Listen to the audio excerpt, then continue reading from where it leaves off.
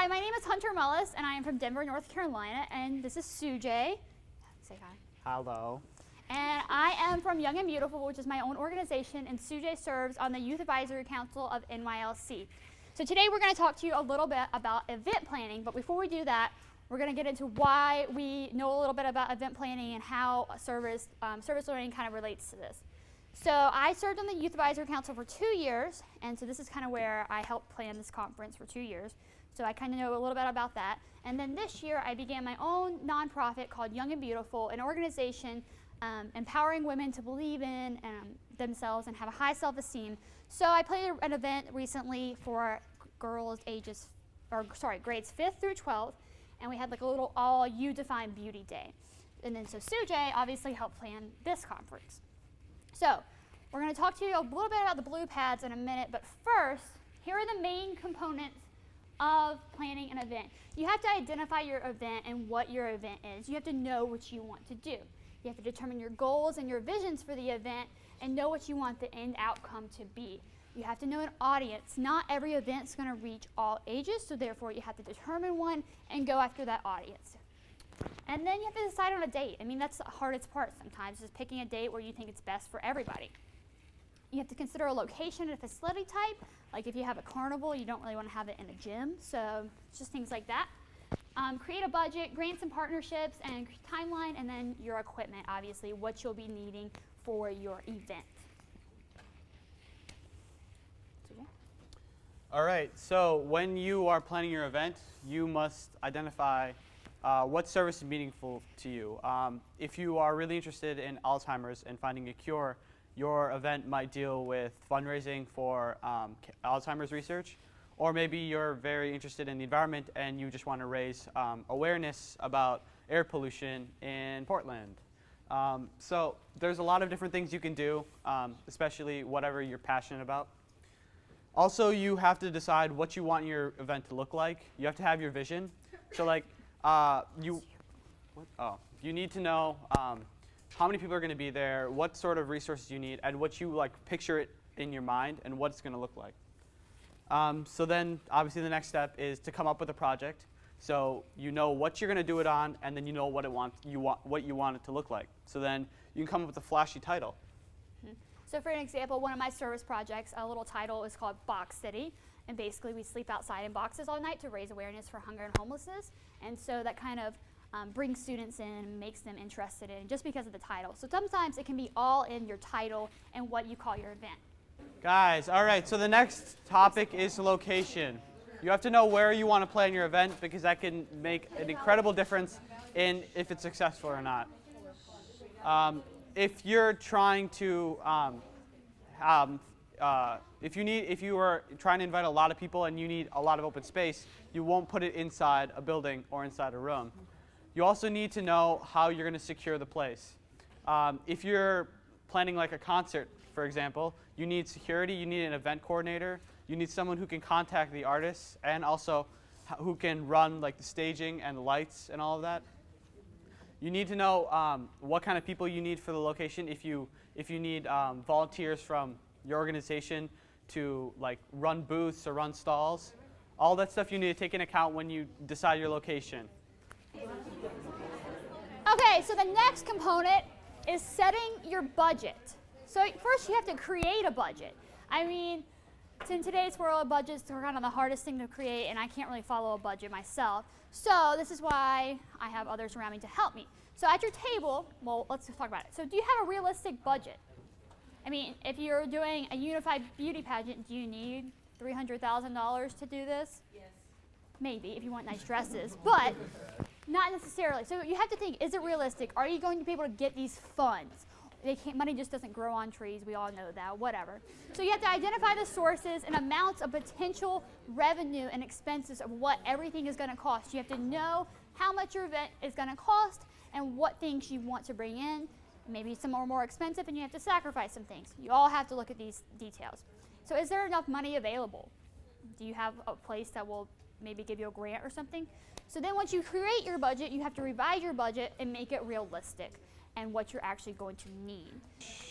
So now that you have your budget, maybe you can look at like grants, scholarships, or partnerships. So So you want to consider establishing a partnership with some company or organization that's in a similar field than you, that has more resources and has more funds readily available for your project. So you want to identify their role in your project. You don't want to just name them as a sponsor. You want to say what they're doing, because you really want to sell it to them as well. You want to say what they'll be involved with, what they're receiving out of it, and then basically what you're giving to them by being a partner. So you want to search for grants. Also, it's kind of like looking for scholarships. You got to look for grants for your project. There's plenty out there, even though people don't think there are plenty of grants out there. A lot of them go to schools for service learning projects for schools, so we can sweep in there and take those. And then also you can look for big organizations to come in and help with your finances. The next thing you have to do is go deeper and discuss your timeline. This is where you determine when every single event is going to happen. Like if you need volunteers to show up the night before to set up, or if you have speakers, when they're going to come on, at what time. This is when you create the agenda or the timeline of your entire event from beginning to end, from setup to takedown. Also, this is where you communicate with your volunteers, their kind of schedule, when do they need to show up, what needs to be covered, what's happening when, if there's two activities happening at the same time. And also you need to figure out who's responsible for what event that's happening. Like if you have a carnival and you need specific volunteers to run rides or hand out food, this is where you document who's doing what. But the last little part of planning an event is marketing and looking at all the small little details that actually matter. So like I said earlier, you have to look at your food and beverages, how much that costs, lighting, if you have a stage, presenters, do you need little MCs, whatever, speakers, your materials, all the materials, but then marketing. Marketing is where you sell your event and it's where you get people to come. Our organization is Pause for Change, for a change. So basically what it's going to do, we're going to get service animals and they're going to partner up with special needs people, and it's like an adoption event for kids and all ages. Let's see. Goals, target audience, special needs people, open to anyone wishing to attend. So not only special needs people, but anyone who would like to come. Our goal is to teach responsibility to our people that are going to attend. Adopt out 100+ animals, hopefully. Help raise awareness and gain necessary skills for the attendees. It's going to be located at a park, and so we get city permit for all that stuff. Volunteer based with donations. Our total budget of $1,200, and we would get our money from sponsorships and partnerships through Special Olympics, shelters like animal shelters, Petco, PetSmart, and the ASPCA. Should I go over the timeline? Just the marketing. Just marketing. Our marketing, we would use billboards, radio, TV, buildings, and magazines. Great. So that group over there. Oh, we got to give you a round of applause. Oh, yeah.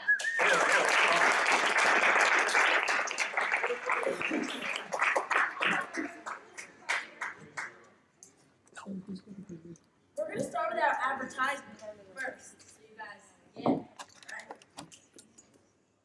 New York City is the most fashionable city in the world. And Special Olympics is the most organized, or is the most unified organization in the entire world. What do you get when you put them together?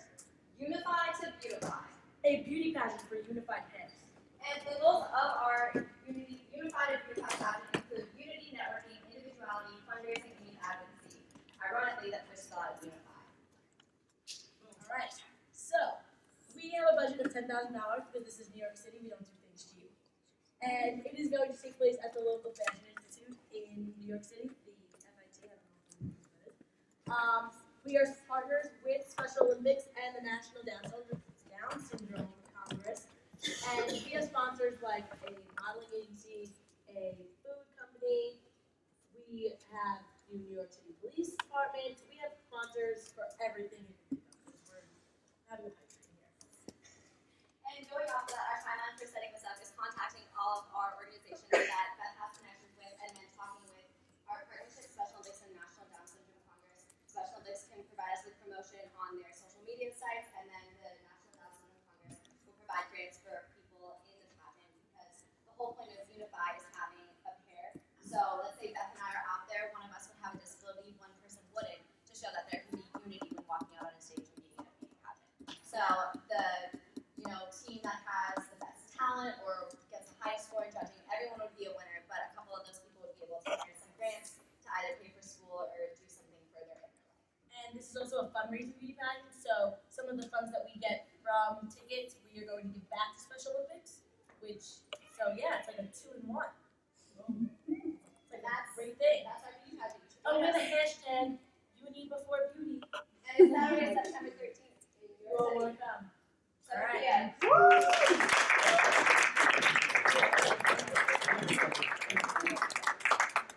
All right, any volunteers? This table. You guys have 2 minutes. Give a minute. Yeah, you have a minute. Okay, so Otherwise, our you put your hand up. event is called Dope Disabilities Carnival, and it is a carnival event with games and stuff for children with disabilities. And the goals are to have fun, for the kids to feel included, make new friends, raise money, and boost their self-esteem. And our total budget is $13,500 because we have to like rent the carnival rides and do all that stuff. And so some of the people some of our sponsors are Osborne Brothers Electric and Costco Homes. Our grants are going to be from Dunkin' Donuts and Jersey Mike's. And our partnerships are with Calls at the Park and the Special Olympics. Is that a minute? Or was that less? Sounds great. No, wait. 30 seconds. No, wait.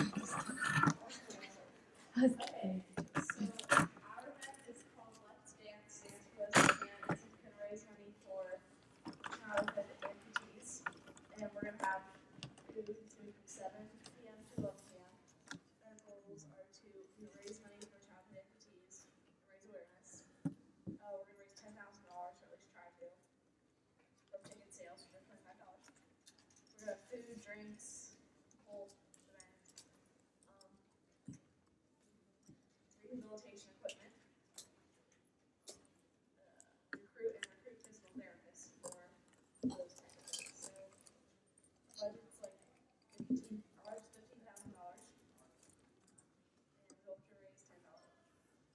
Awesome. Good job, guys. Thank you. Anybody else? This table? Ah. So our project is Child to Treasure. So basically our goal is to bring awareness about global issues, and our objective is to make it fun. And our location is going to be at Central Park, one of the biggest parks in New York City, because I live there, so do my other colleagues. And our budget will be $700, and my school, student government and student life, which are two opposites, will fund our proposal. And our first part of the event will be to recruit 60 volunteers. And after we recruit the volunteers, we'll go to Central Park and pick up garbage. After we pick up the garbage, 2 weeks after that, we're gonna, the volunteers will do the art projects, the sculptures.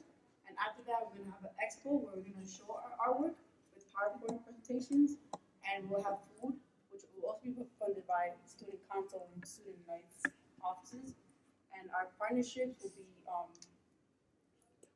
Elmer's, Target, Community Service Corps, which is a big partnership in New York City, and that's about it.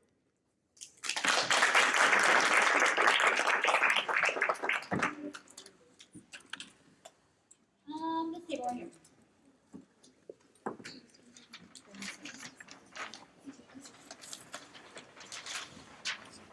this project is called the Matching March. The whole idea is that it's a 5K run, walk. One half of the participants will be given an impediment. They will be blindfolded. They won't be able to use one of their legs. They might have to use a wheelchair. And then the other half will be assigned one of the other runners and walkers who have an impediment, and they will have to go through that 5K and help them finish that 5K. So it's like matching, and this is for the disabilities. And our goals are we want to raise awareness or educate other people in the community about people with disabilities. We want to raise funds for organizations that help to deal with other projects. And we want to have like community bonding. We want just to have fun, and we want to change like perception towards people. And it would be $20 to participate, and that would include some sort of food and a T-shirt. And we would donate around what you estimated is $6,500 to Special Olympics. Places we picked to like partner with was like Project Unify groups, maybe like St. Jude's Hospital and like Special Olympics. We look to get grants from places like community foundations, Lowe's, and Sam's Club. And we also looked for sponsors from like Walmart and Chick-fil-A that may donate food to the event. Right here.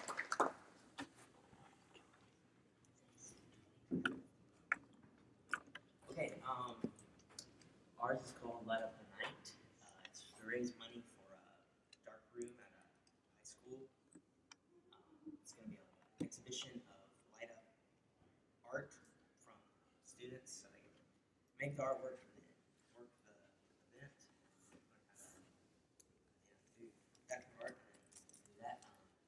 Our goal is showcasing student artwork, support the art department, have fun, raise money for the dark room, and bring artistic culture into the community. It's going to be held in the school, all the lights out, in the dark, black lights, fog. Our budget was like $2,000. We're going to get sponsors, the National Art Honor Society, local art gallery, camera company. Our marketing strategy, we're going to local public areas turn off all the lights. Students are going to come in dressed in cool, light up things and announce this is going on. Thank you.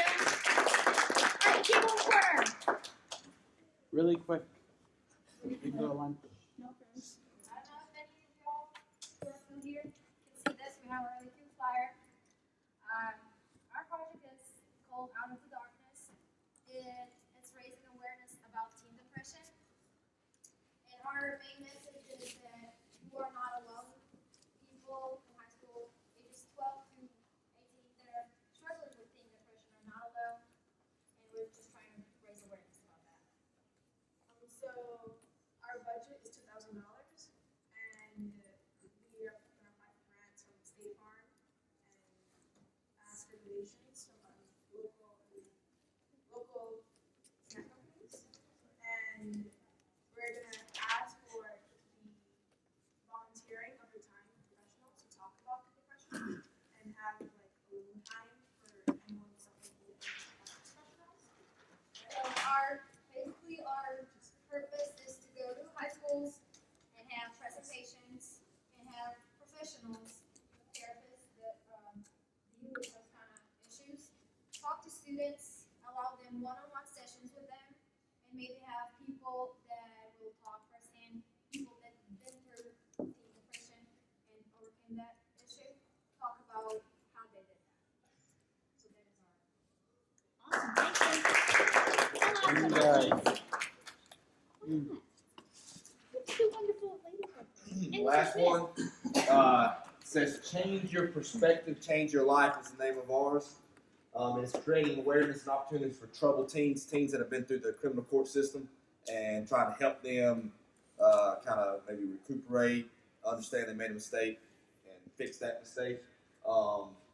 support a safe environment, decrease crime rate, serve emotional wellness, inspirational speakers and mentors we bring. The event would be at our local community center. Our budget would be close to, I think, about $4,000. State Farm Insurance would help us with sponsors. The community center, juvenile detention center may help us sponsor that and bring in probation officers and stuff to speak to these kids, figure out ways to prevent them from getting back into the juvenile justice system, because we were with some young lawyers and they have this teen court system that seems to really work, and so we kind of got the idea from them, but they kind of left us.